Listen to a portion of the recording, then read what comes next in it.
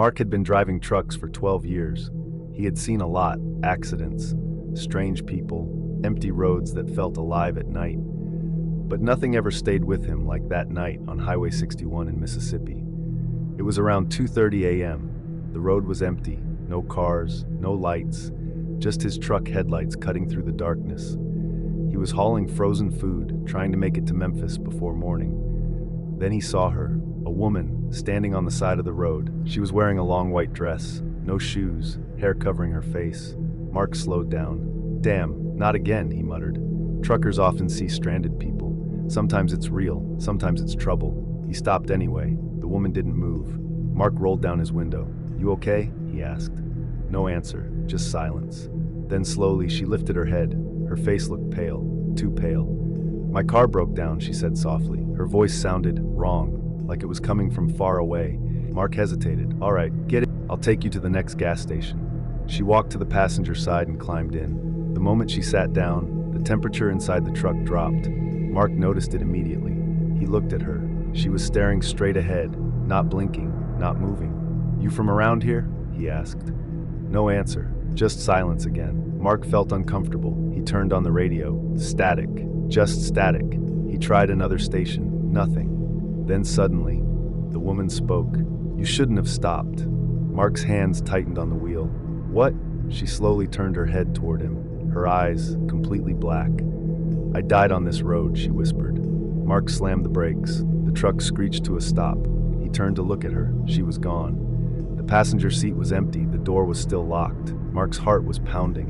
"Nope," he whispered. He stepped on the gas and drove. Fast. Too fast. After about 10 minutes, he finally saw a gas station. Bright lights, people, safety. He pulled in quickly and got out. Inside, the old cashier looked at him. "You look like you saw something," the man said. Mark swallowed. "I picked up a woman on Highway 61. The cashier didn't react, just nodded slowly. "White dress?" he asked. Mark froze. "Yeah," the man sighed. "She's been there for years." Mark felt cold again. "What do you mean?" "She died in a car accident," the cashier said. "Truck hit her. Never stopped." Mark couldn't breathe.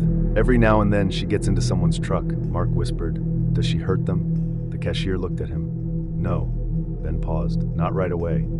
Long highway. No towns for miles. He was hauling electronics. Everything sealed, everything locked. Or at least, it should have been. Around midnight, he stopped at a rest area, just to stretch his legs. The place was empty. Too empty.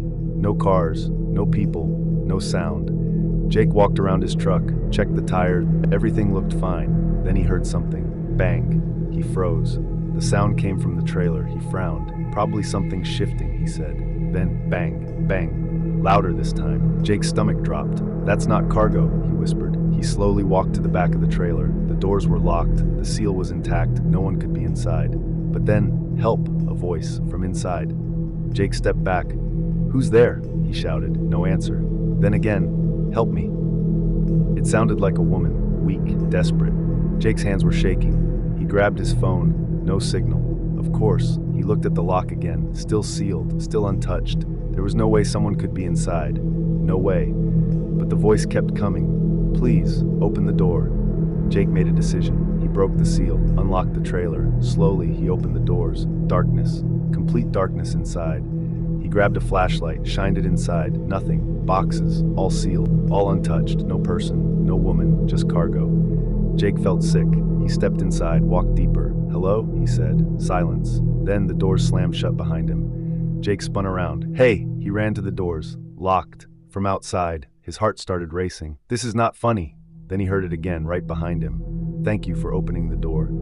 Jake turned slowly. The flashlight flickered, and for a split second, he saw something. A figure, tall, thin, twisted, standing between the boxes. Smiling, Jake screamed. He slammed his body against the doors, over and over. Finally, they opened. He fell out onto the ground, gasping. He looked back inside. Nothing, just boxes, silence. Jake didn't check anything else. He didn't lock the trailer. He just got in his truck and drove fast. The next morning, he reported everything. The company checked the trailer. Everything was normal, nothing missing, nothing damaged. But one thing changed. The cargo weight. It was heavier. by exactly one person's weight.